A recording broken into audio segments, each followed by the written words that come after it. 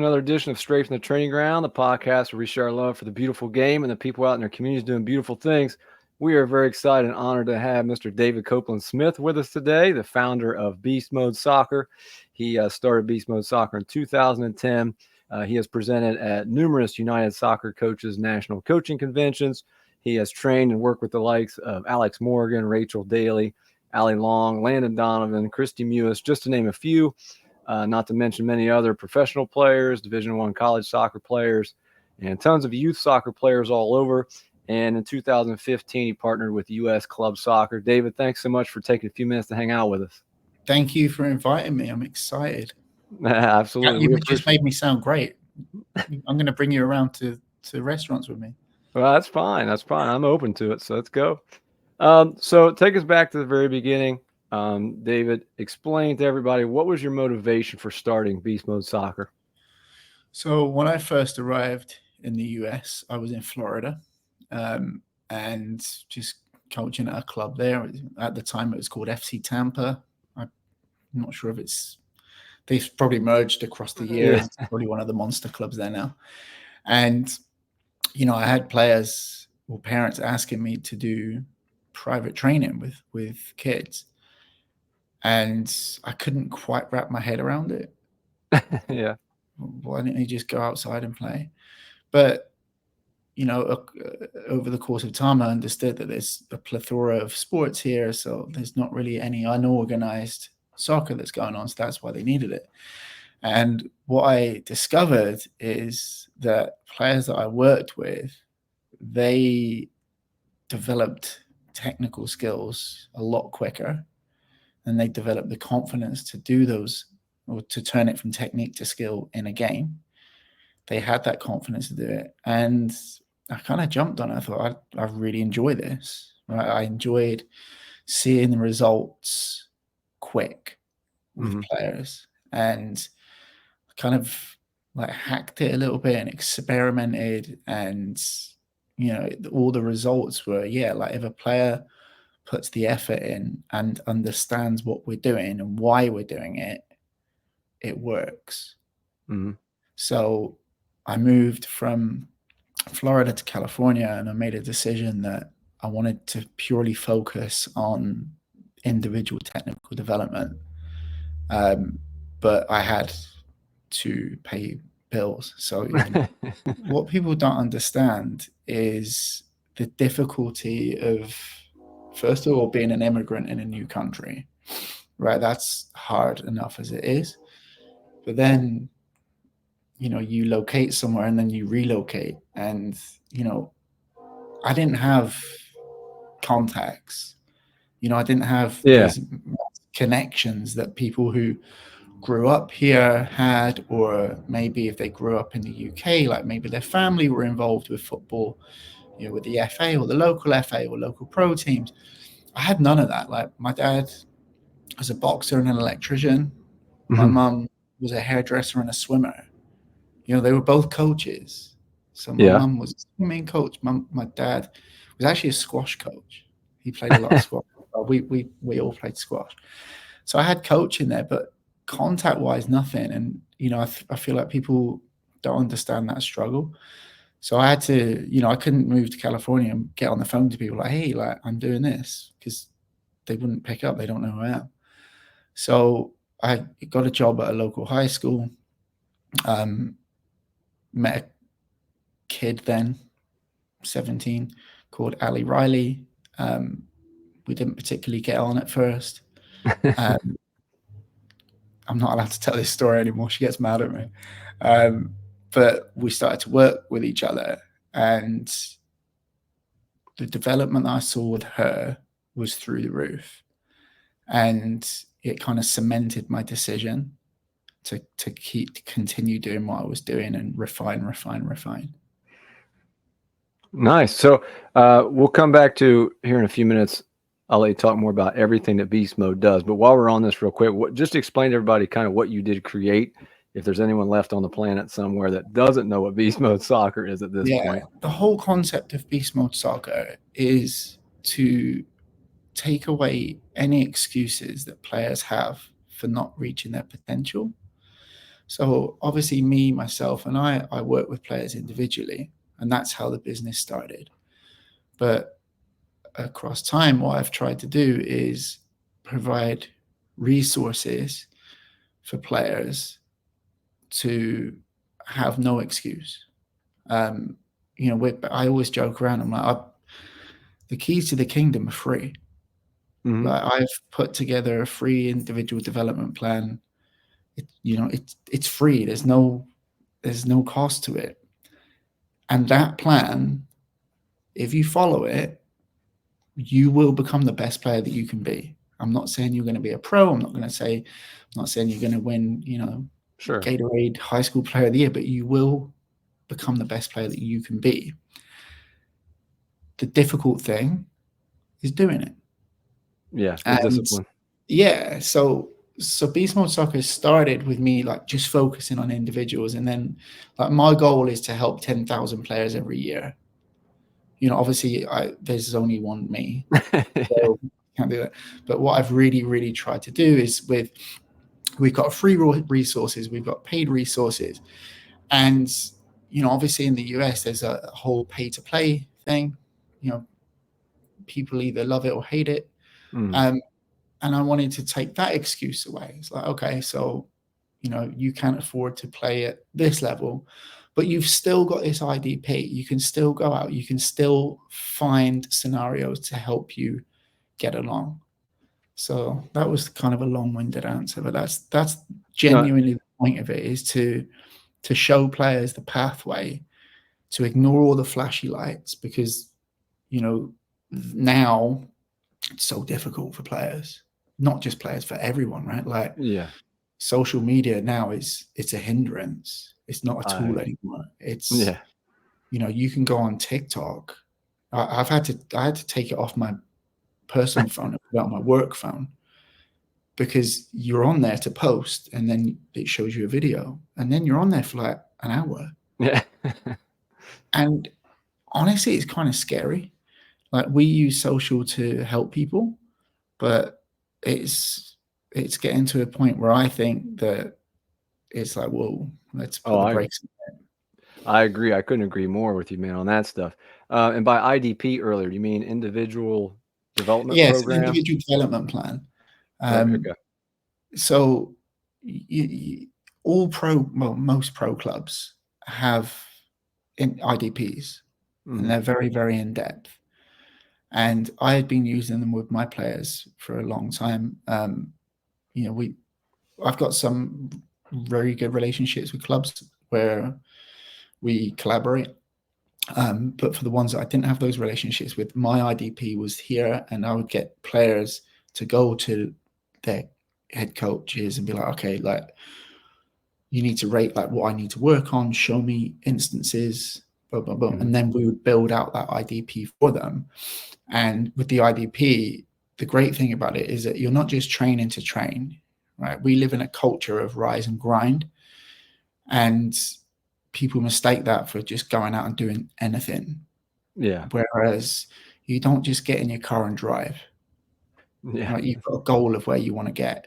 And that's what the IDP is for. Is like, right, I want to get here to this level. How am I going to do that? I need to build out my own plan, and then we go through it. And within beast mode, there's a regimented plan. There's specific drills, touches, things that you do, levels, correct? Yeah. So to work on your technical skills. Yeah, we've got an app, Beast Mode Soccer Plus, that it's got over 100 individual sessions. It's got like a full footwork. It's very comprehensive. So with players that I work with individually, they have their set plan, and the whole point with the IDP is that you can use our free resources to build it out, or if you want to get the app, which is like $20 a month, if you want to get the app, then it's pretty much it is done for you, but you still got to organize it all to be built toward your goals. Because with football, I feel like everyone's different. Like, what you need to work on, maybe I don't need to work on. Sure. So it's kind of difficult to give out a plan, like, right, this is it, follow that. when they're beginning, yeah, so we can get your basics. But once they're at the club level, it's got to be very, very individualized. What were some of your biggest hurdles in actually turning this into a company and getting it to where it is today? The biggest issue for me was learning how to run a business. And to be honest, that's still my biggest issue. Yeah.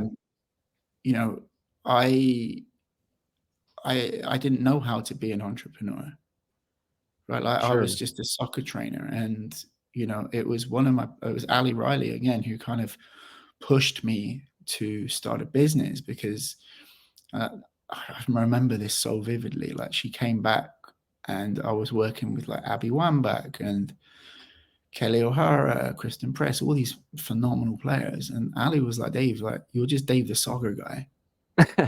She's like, you're doing all this wonderful stuff. You're working with all these players and you're improving all these players that they love coming to you. No one knows who you are. And I was just like, so? Yeah. And she's like, no, like, you've got to get a YouTube channel and a website. And she's like, you've got to learn how to grow a business. And I thought about it and I was like, she's actually right. So I started to learn that. And then once I had got the website and everything, and that is when I looked and thought, I can help so many more people online just by providing resources. Yeah. And now the struggle is social media, because social media is now, it's not that much fun anymore. Yeah. Right? It's a full-time job. And the bad thing about social media now is that anyone can come on, go viral, and if you're not in the game, then you think that they're the authority. And Right. you look and you're like, oh my God, some of this stuff is awful. But these people have got millions of views. And, I always ask them, like, okay, but show me a player that they've had when they were 12 and now that they're 22. Yeah. Or is it just viral videos? Because, yeah, sure, viral videos are awesome, right? And if they're good, they're awesome. If they're, clickbait, they're not. There's some really good trainers out, like Jonah in Australia is phenomenal.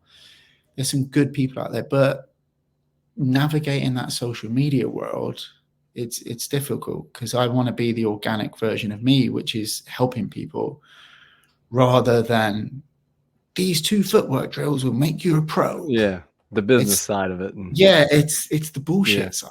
Yeah. It's like, I can't do it. I'm just not built that way.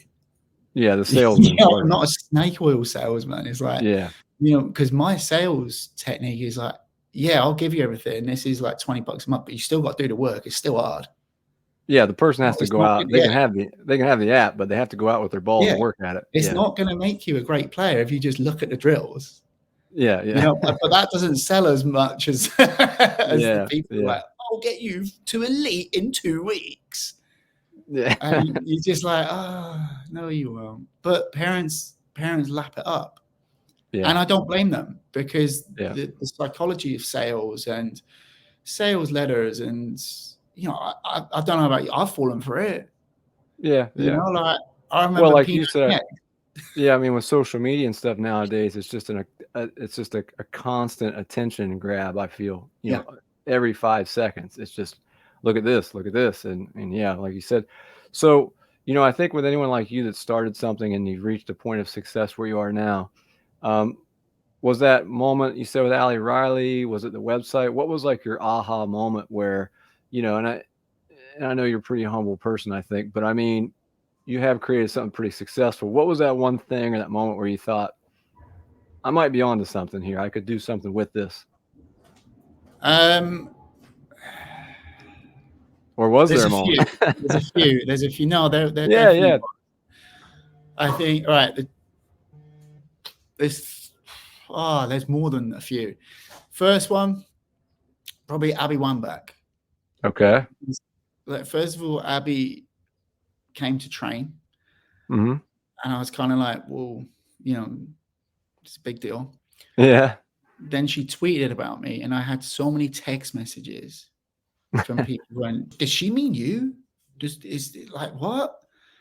And I was like, "Wow, Dave's a soccer guy." yeah, that's what. That's when I looked and thought, "Wow, Riley was not wrong." And then Alex Morgan, when I first started to work with Alex came up. We had a field, right, to use in Beverly Hills, and it was my friend's field. My friend is like, he's a pop star in England, a guy called Robbie Williams. Like, I was looking after his house friend because he was on tour, and the house had a soccer field in it. So I used to train the players, and then we would play co-ed because it is Rob's house. So we had a lot of Premier League players up in the summer, so their level was always pretty good. Yeah. And I remember, like, I got a text off Kelly O'Hara, and Kelly was like, "Oh, Dave, like, I want to bring 2 friends up tonight. Is that okay?" And I'm like, I don't know, Kel, it's a bit of a good level tonight. Are they good? And she's like, "Yeah, they'll be able to hang." I'm like, "Okay." And it was Tobin and Alex.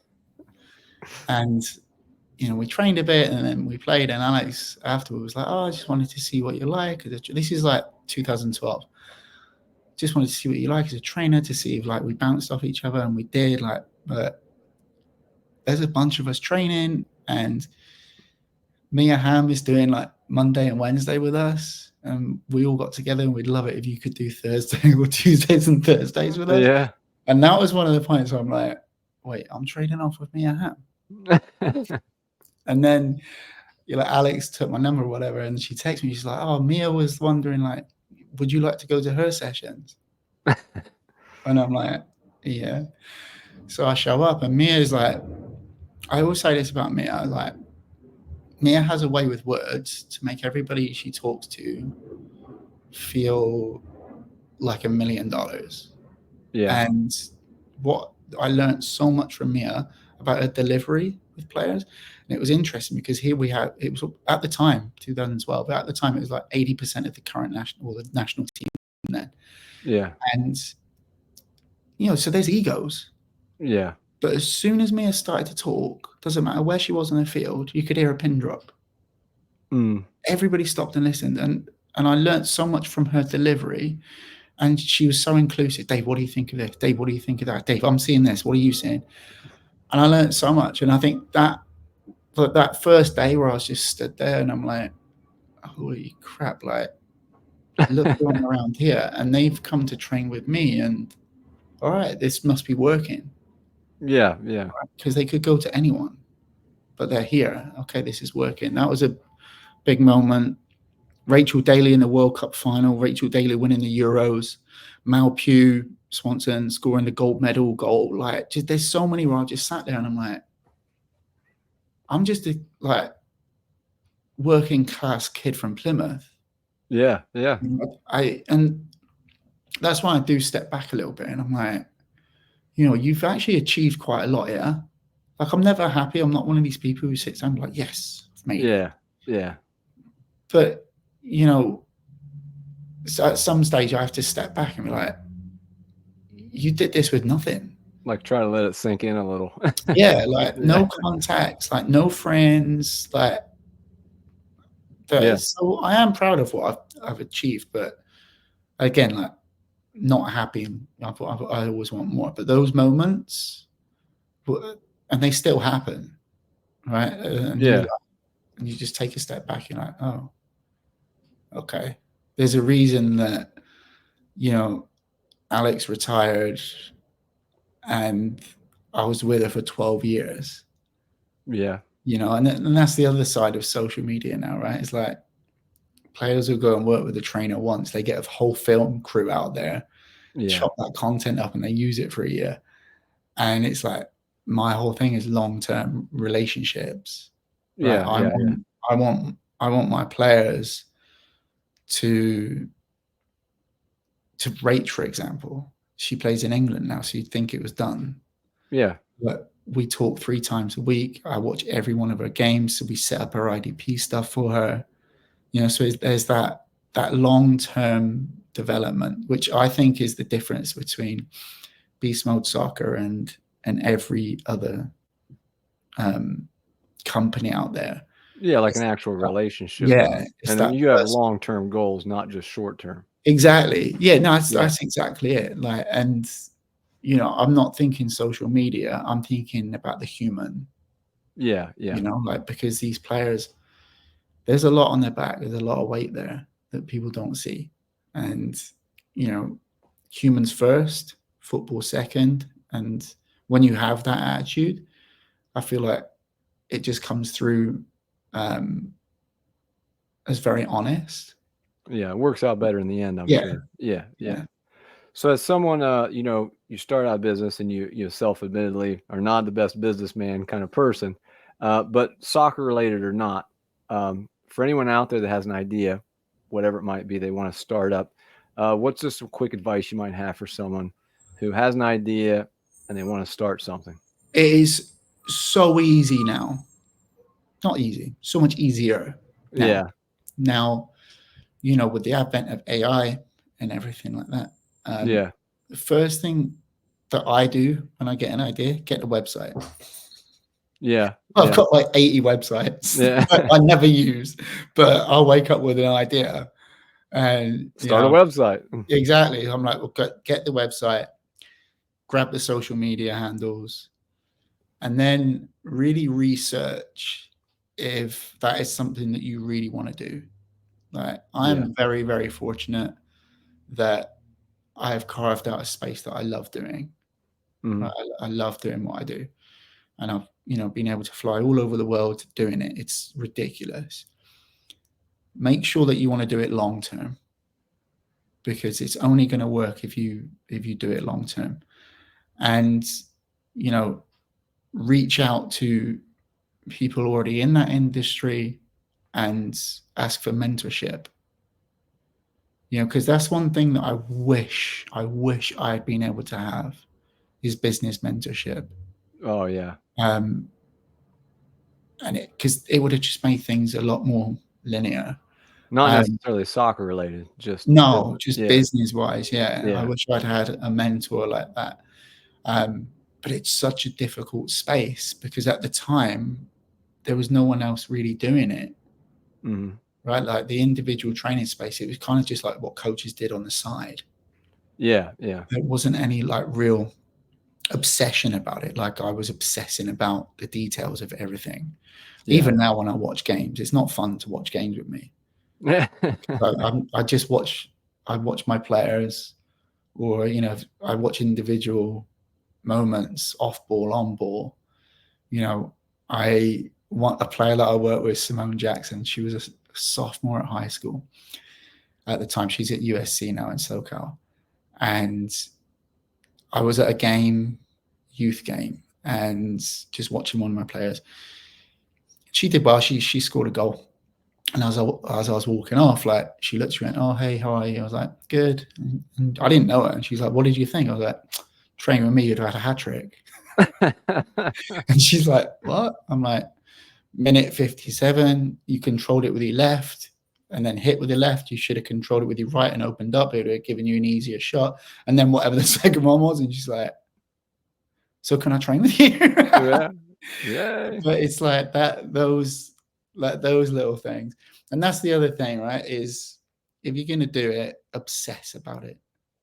Like, you've got to stick with it. I'm sure it's fun when you obsess, right? Like last night, you know, I've got my friend staying with me right now, and we put the Portland Thorns game on, and there's so many players that I know that I've worked with, like Jesse and Olivia Moultrie, and it makes football so much more fun when you've got players that you've invested a lot in.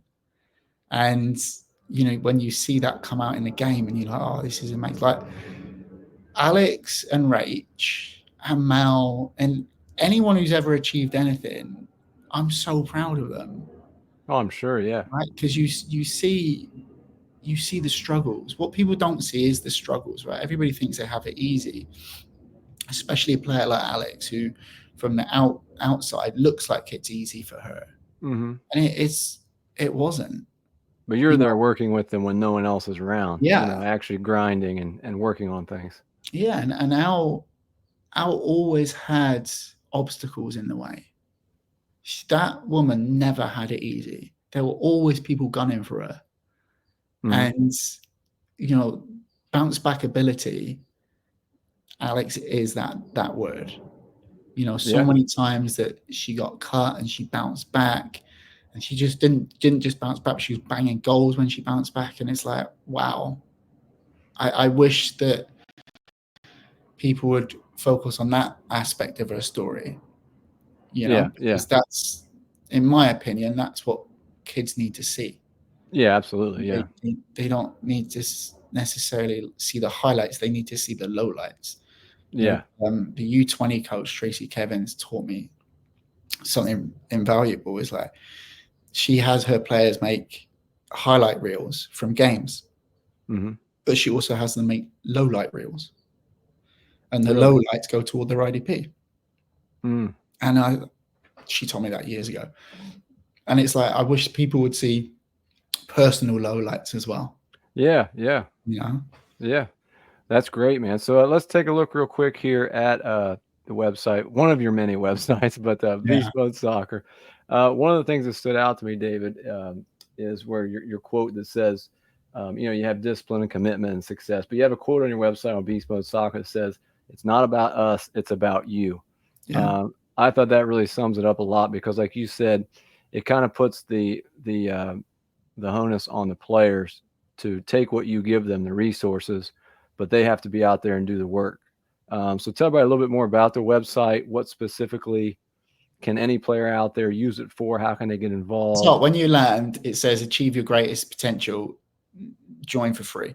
So what's going to happen there is that they click on that, they fill out their details, and I'm going to send them the IDP and like a plethora of exercises, PDFs, and we drip that out over the course of 3 months. Okay. And again, like I said before, it's really built toward just guiding players the right way. And all of that is free. Now, obviously, I have bills to pay. So, I want people to subscribe to the app or purchase our digital programs. But the skeleton is free. And as I said before, it's the keys to the kingdom. It's there. So they sign up through that. And then there's all the ways that you can work with me directly, like in person, online. We do camps. And then, so you do individual session online with someone, or you? It's more. It's called the Online Development Academy, where I'll meet with a player once a week, and we go through their week, what they did, and then I'll write out their drills for them to do for the following. Okay, just more of a check-in kind of a thing. Yeah. Gotcha. Okay. Yeah, I'm not jumping around. Yeah.